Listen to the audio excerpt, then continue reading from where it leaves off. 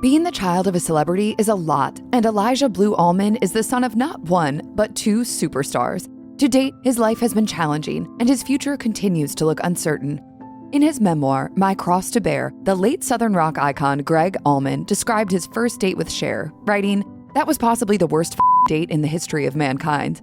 The pair were in for a wild ride. Between Allman's drug use, their spur-of-the-moment 1975 Vegas wedding, and Cher filing for divorce before the ink was dry, the troubled twosome kept the tabloid machine fed.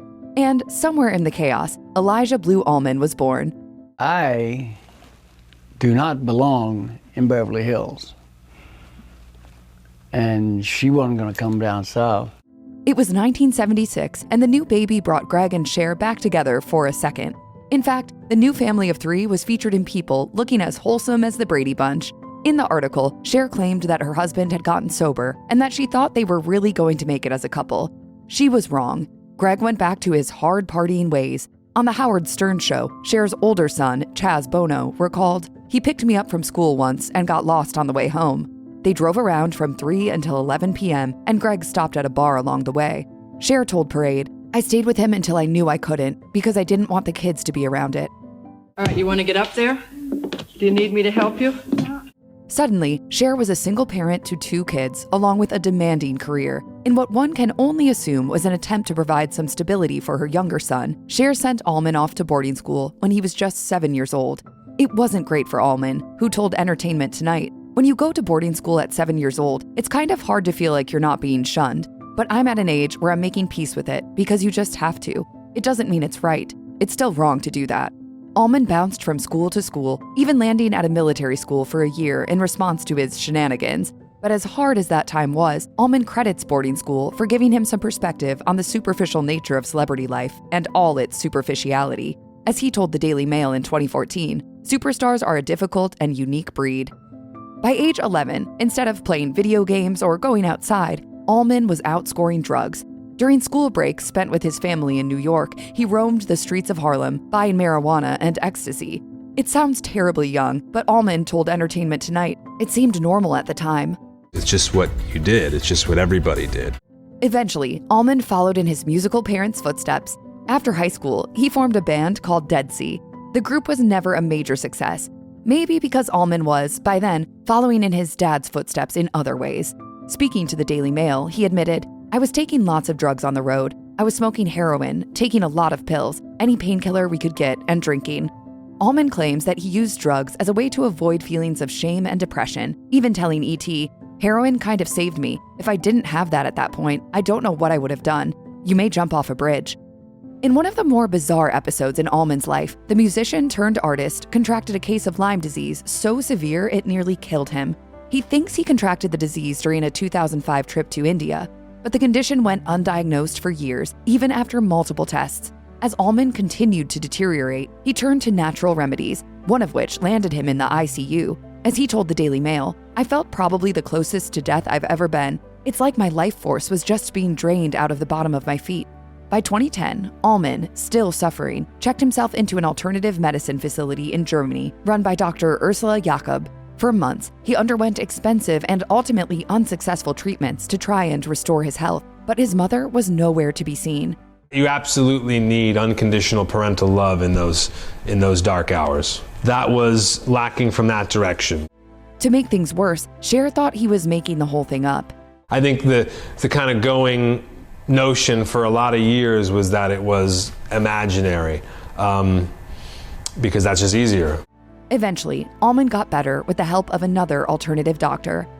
Cher might make the VIP list most places, but she didn't make the cut at son Allman's wedding to Marie Angela Queenie King, lead vocalist for the rock band King. The couple met on a blind date in Cologne, Germany, and got engaged, but Cher didn't acknowledge the engagement. Allman explained, "I wasn't going to wait for anyone's approval and congratulations, just like I've never waited for any of that my whole life." The self-described black sheep of his family, Allman and his fiancée had been staying with Cher since their return to the States. But as things got more tense, they moved into a home of their own. In 2013, they got married there, surrounded by their closest friends. The incident deepened the rift between mother and son that has raged off and on for years. According to Allman, it's like a Mexican standoff, but we have a history of not talking. For her part, Cher once told Robin McGraw on Dr. Phil that being a mother didn't always mix well with her career. To her credit, she admitted to some regret over not providing her kids with a more stable upbringing. If only she could turn back time. Allman may have grown up without his dad, but there was no shortage of men around thanks to Cher's highly publicized dating life. Movie stars like Tom Cruise and Val Kilmer, along with rockers Richie Sambora and Gene Simmons, were just a few of the famous faces that drifted in and out of Allman's childhood. While Cher may have regrets about at least a few of them, Allman was grateful. I was lucky to have them in my life because my dad wasn't around. So I really kind of looked to them. He went on to add, Richie and I would sit up all night playing guitar. He would play me some really pivotal things that shaped who I became as a musician. Allman and his dad reconnected in 2014, making the effort to finally get to know one another. Speaking about their relationship, he shared, "It's not that it's been bad, it's just been very absentee. I've forgiven him for that. I've seen my dad a lot more in the last year than I have in a long time. It's important to mend fences now." It wasn't a moment too soon. Gregg died from liver cancer just 3 years later. He may have been too young to remember it, but Allman's marriage closely mirrored that of his parents, from the drug use to the on-again, off-again petitions for divorce. At first, they seemed happy, but the honeymoon phase didn't last. By 2020, the couple had separated, and Allman filed for divorce the following year. But like his parents before him, Allman decided to give it another go, and he and King reunited in 2022 to try and resolve their issues. That attempt was foiled by yet another strange story involving Allman being whisked away in an alleged kidnapping incident staged by his mother. King filed for a continuance for their divorce trial, asking for the date to be moved until things were sorted out. But after Cher filed a petition for a conservatorship of her son, Allman filed to dismiss the divorce.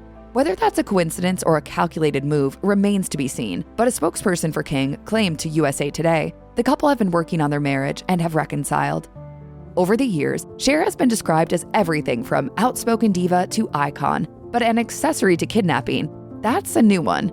In a plot that sounds straight out of a Hollywood script, Cher was accused of hiring men to kidnap her son in November 2022. Divorce papers filed by Allman's wife alleged that he was dragged from his New York hotel room by 4 men, one of whom claimed they were hired by Cher. In the court documents, King accused the singer of staging the whole thing in order to stop the couple's efforts to make their marriage work by claiming she was concerned for her son's well-being. I said, Elijah, I've been the most supportive one in all kinds of ways. It's no secret that King and her mother-in-law weren't the best of friends, but to accuse Allman's mother of going to such lengths to keep them apart seems a little extreme, especially to Cher, who denied the entire thing. In a simple but eloquent statement, she told people, "That rumor is not true." But while she denied the kidnapping fiasco, she did express her concern for Allman and his substance misuse, saying, "I'm a mother. This is my job, one way or another, to try to help my children. You do anything for your children." Many of Hollywood's most famous names have found themselves at the Chateau Marmont on Sunset Boulevard. It's a place known for housing actors who have something to hide, or who are looking for something to have to hide. It's where John Belushi overdosed in a bungalow, Jim Morrison partied, and Scandal has always found a happy home. And for several months in 2023, while he was estranged from his wife, it was the place Allman called home. A hotel staff member told the Daily Mail, "Virtually every morning and afternoon, Elijah could be seen in front of the hotel on the sidewalk, either leaning against the wall or sitting on the sidewalk smoking. He would come out with a full cigarette, and by the time he had finished it, he would be passed out. It always looked like it was dipped in something. He looked strung out and messy, like he was a homeless person living on the streets." The staff shared their concerns with Allman's mother, who had hired a caretaker, albeit unsuccessfully, to keep an eye on her son. In September 2023, hotel staff found Allman unconscious in front of the property. Not long after, he was removed from the Landmark Hotel by police and checked back into rehab. In an effort to protect her youngest son, who was clearly struggling, Cher filed for conservatorship by the end of the year. If the word conservatorship gives you Britney Spears flashbacks, you aren't alone. But in Allman's case, Cher's attorney called the action a life and death proposition. It sounds extreme, but there was sound reasoning behind her statement. Allman receives a sizable income from a trust established by his late father. Court documents obtained by people regarding Cher's request read, "Elijah is entitled to regular distributions from the trust, but given his ongoing mental health and substance abuse issues, Cher is concerned that any funds distributed to Elijah will be immediately spent on drugs, leaving Elijah with no assets to provide for himself and putting Elijah's life at risk."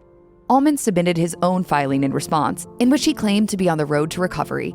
Court documents stated that, at the time, he attended AA meetings and had stayed sober for going on 3 months. The 2024 filing went on to read, "While I understand that my mother, the proposed conservator, believes she is looking out for my best interests, and I appreciate her love and support, I do not need her unsolicited help or support at this time."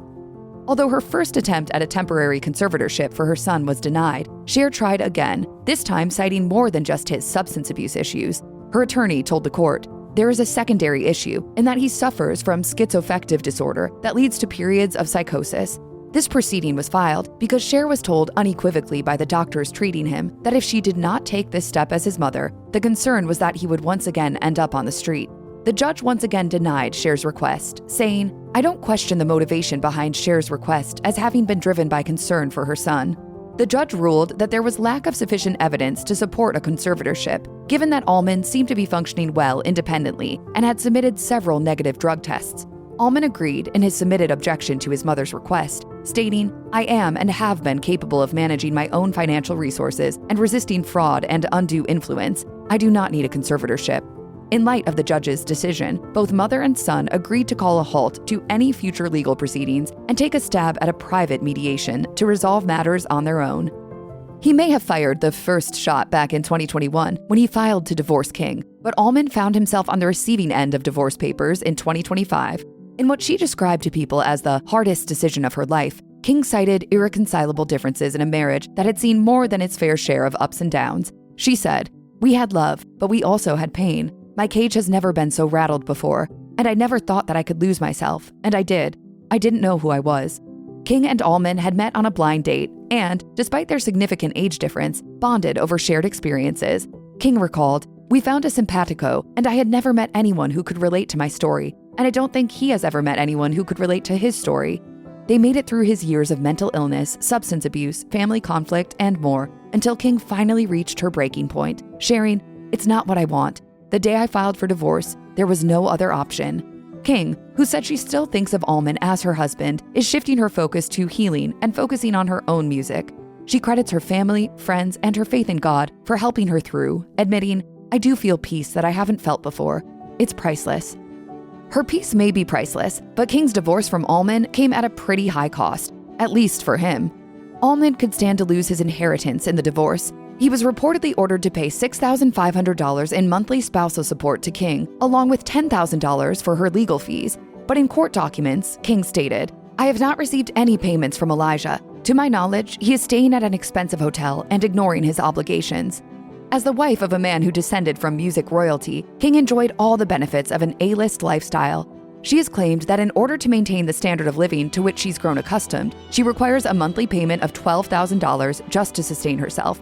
In a financial declaration filed with the court, she said, "I need support to pay rent and cover my basic needs, and money to seek further education and employment in order to become self-supporting."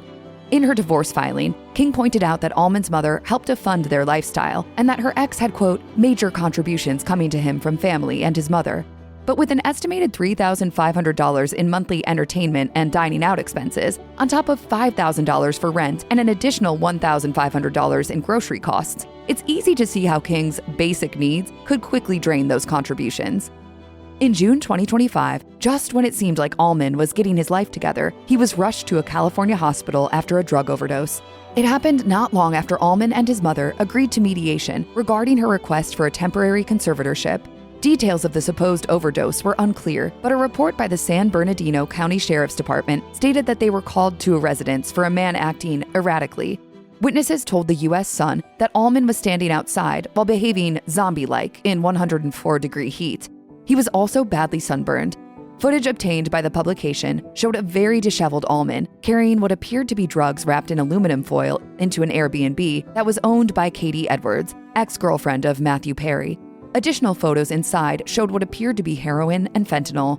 Allman had been open about his problems with drugs in the past, including his addiction to heroin. He's also acknowledged that he'd come close to overdosing more than once, telling ET in 2014, "I did have some close calls and some moments of really feeling at the edge of mortality. I always kind of kept it a little bit safe, but you never can do that. The wrong combination of things can happen, and you can just slip into the abyss." It's no mystery why so many people are concerned about Allman. After his release from the hospital, he was once again spotted behaving erratically, this time outside the Chateau Marmont. In August 2025, Allman was spotted wearing a Chateau Marmont t-shirt while using a walking cane in front of the hotel.